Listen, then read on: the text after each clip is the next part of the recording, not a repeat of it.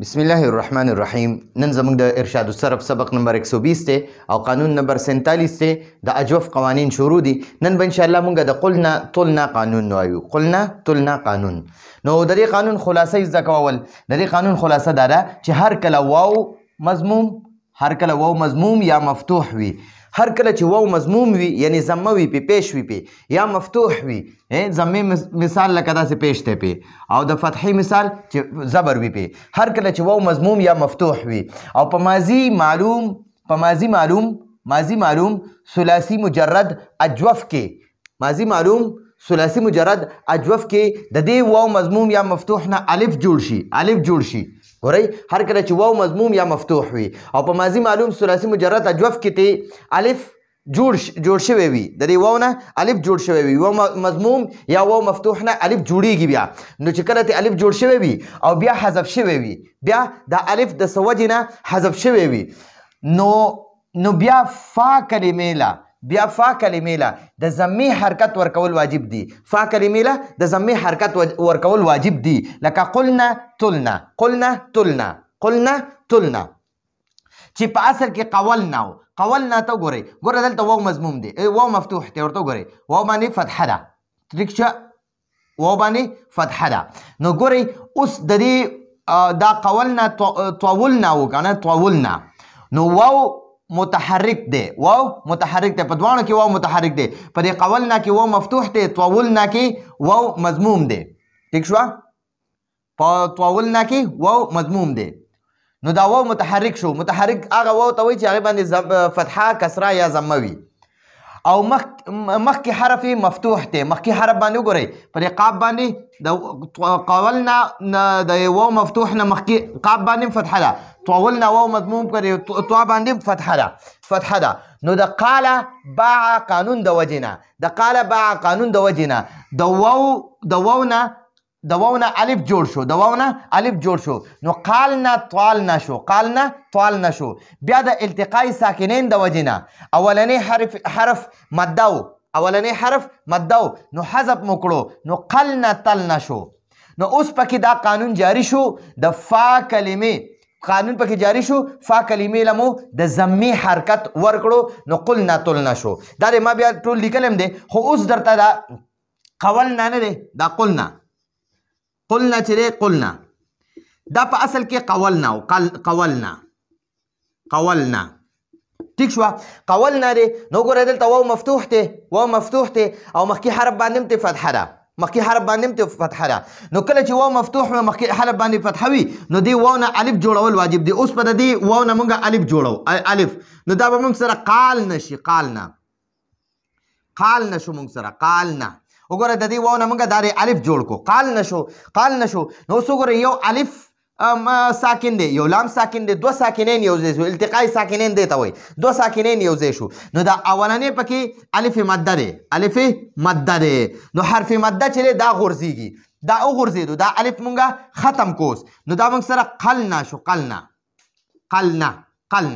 نو وګورئ مونږ ته په دې قانون کې دا وایي کله چې د واو مضموم یا مفتوح نه الف جوړ شي، نو ګورئ دلته ته دا الف جوړ شوی دی او بیا دا الف وغورځېږي، نو ګورئ د دوو ساکنینو د وجې نه دا الف وغورځېدو. نو اوس نو چې کله دا الف بیا وغورځېږي که نه، نو وایي فا کلمې له بیا ضمه ورکول واجب دي. نو اوس به مونږ د فا کلمې له دا قلنا چې وکړه، دا به اوس مونږ دې له ضمه ورکو، نو دا به مونږ سره قلنا شي، قلنا. ٹھیک شو جی؟ امید دی په قانون باندې به پوه شوې. دا قلنا په اصل کې قولنا. نو ګورئ واو مفتوح یا مضموم وي که نه، چې کله واو مفتوح یا مضموم وي او مخکې حرف باندې فتحه وي، نو دغه واو مضموم یا مفتوح نه الف جوړول واجب دي. نو چې الف هم ته جوړ کو، نو قولنا نه موږ سره قالنا شو، قالنا. نو ګوره یو الف ساکن راغی، یو لام ساکن راغلی، دوه ساکن یو ځای رالل، او د دوو ساکن یو ځای کېدل مشکله وي، نه کېږي. نو اولنی ته به وګورئ که حرف مده وي نو هغه به وغورځئ، نو بیا به چې دا مونږ الف وغورځو نو مونږ سره قلنا جوړ شو، قلنا. نو دا الف چې مونږ کم وغورځو که نه، دا مونږ سره د واو مفتوح نه جوړ شوی و، د واو مفتوح نه مونږ سره الف جوړ شوی و، بیا دا الف وغورځېدو، نو چې کله د واو مفتوح نه یا د واو مضموم نه الف جوړ شي او دا الف وغورځېږي، نو فا کلمې له بیا ضمه ورکول واجب دي. نو دا قلنا نه مونږ سره قلنا شو. همدقه شان طولنا دی، طولنا. په دې طولنا مثال کې موږ سره واو مضموم دی. وګورئ دلته واو باندې ضمه ده. اوس که واو باندې ضمه وي او که په واو باندې فتحه وي، دلته را سره په واو باندې فتحه وه په قولنا کې، او طولنا کې را سره په واو باندې ضمه ده. نو که په هر حالت کې په واو باندې ضمه وي یا فتحه وي او مخکې حرف باندې فتحه وي، نو بیا به د دې واو مضموم یا واو مفتوح نه الف جوړول واجب دي. نو اوس وګورئ دا طولنا و که نه، د دې نه به اوس موږ د دې واو نه الف جوړ کړو. دا دی موږ الف جوړ کړو. ټیک شوه؟ د دې واو نه موږ واو مضمون نه موږ الف جوړ کړو. دا لام ساکن او نون به په خپل ځای راشي. نو طالنا شو، طالنا. ټیک شوه؟ نو اوس وګورئ دوه ساکن یو ځای شو، یو دا الف مده ساکن دی او یو دا لام ساکن دی. دوه ساکنین یو ځای شو. نو اولنی ساکن مده دی، مده. نو دا اول کم حرف مده چې به وغورځېږي، نو دا به موږ سره طولنا شو، طولنا. نو وګورئ موږ په قانون کې وي چې کله واو مضموم وي یا مفتوح وي او د ده نه الف جوړ شي، الف، او بیا دا الف وغورځېږي، نو فا کلمې له بیا ضمه ورکول واجب دي. نو دا طولنا نه موږ سره طولنا شو، طولنا. ټیک شوه؟ طولنا نه طولنا نه طالنا شو. بیا د التقای ساکنین د وجې نه دا حرف مده وغورځېدو، نو طولنا شو. نو چې کله د واو نه الف جوړ شي او دا الف بیا وغورځېږي، حذف شي، نو بیا اولني حرف له فا کلمې له ضمه ورکول واجب دي. نو طولنا شو.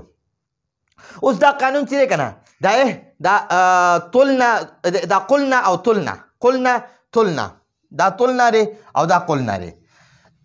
دا قلنا طولنا شپږمه صیغه ده، د جمع مؤنث غایب صیغه ده.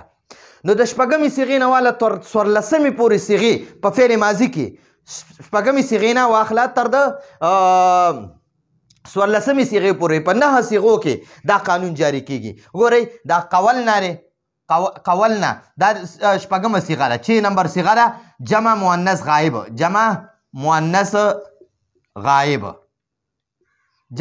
غایب صیغه ده. نو ګوره د دې قولنا کې دا واو مفتوح دی، د ده نه به الف جوړ شي، بیا التقای ساکنین رالل، دا دوه ساکن یو ځای شو.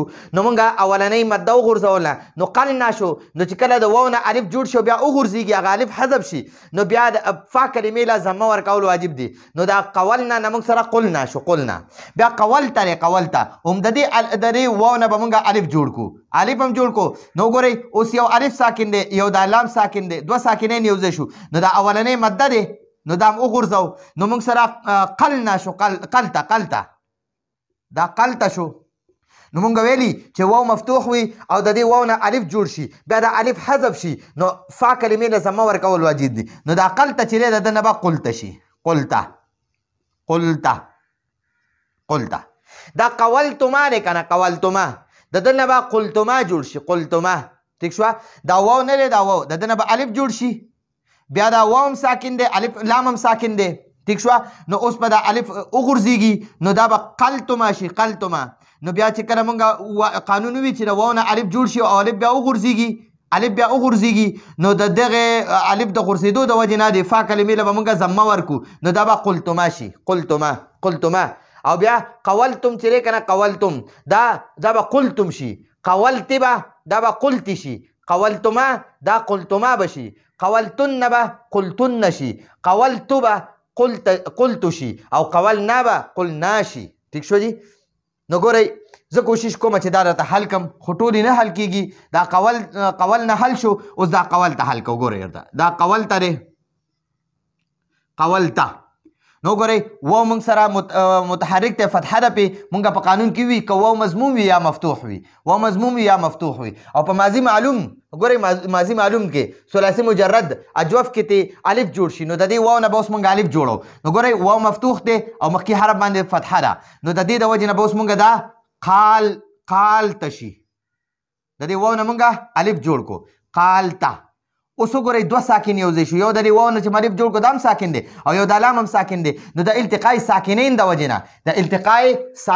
وجې نه، اوس به موږ د اولنۍ حرف مده دی، نو دا به ته وغورځو، نو دا به موږ سره قلته شي، قلته.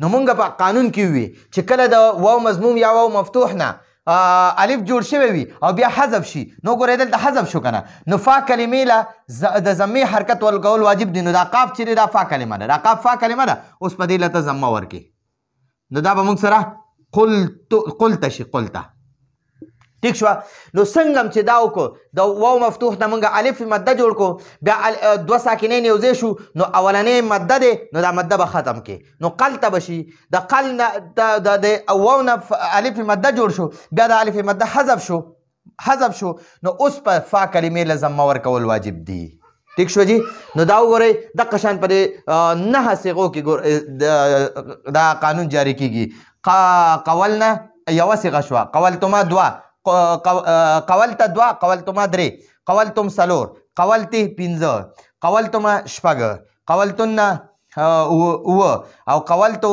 8 او قولنا 9 نو په 9 صيغو کې دا قانون جاری کیږي د فعل ماضي معلوم ثلاثي مجرد اجوف کې د اجوف په قانون کې دا یعنی په اجوف ثلاثي مجرد فعل ماضي ثلاثي مجرد اجوف کې دا قانون جاری کیږي چې د واو مفتوح یا واو مضموم نه به مونږه الف جوړو بیا به د الف حذف شي د التقاء ساکنین د وجې نه نو چې کله الف حذف شي نو بیا به فا کلمې له ضمه ورکو نو ګورئ دی دا په قولنا نه دی قولنا دا قولنا په دې قولنا کې دا قاف چې دی دا فا کلمه ده ټیک شو جی او بیا دا لام پکې عین کلمه ده او دا نون پکې لام کلمه ده نو دلته کې به اوس موږ سره د قولنا کې د واو نه الف جوړ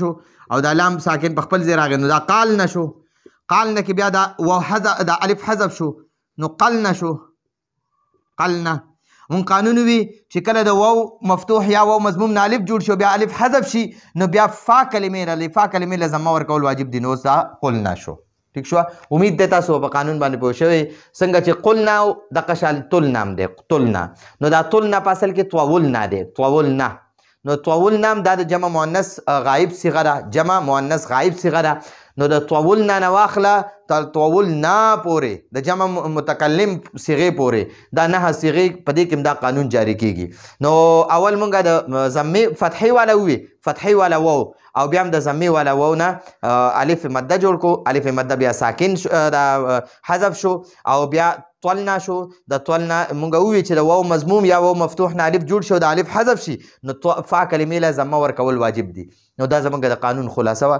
راتلونکي درس پورې اجازت غواړو هذا هو المرام والله اعلم بحقیقة الكلام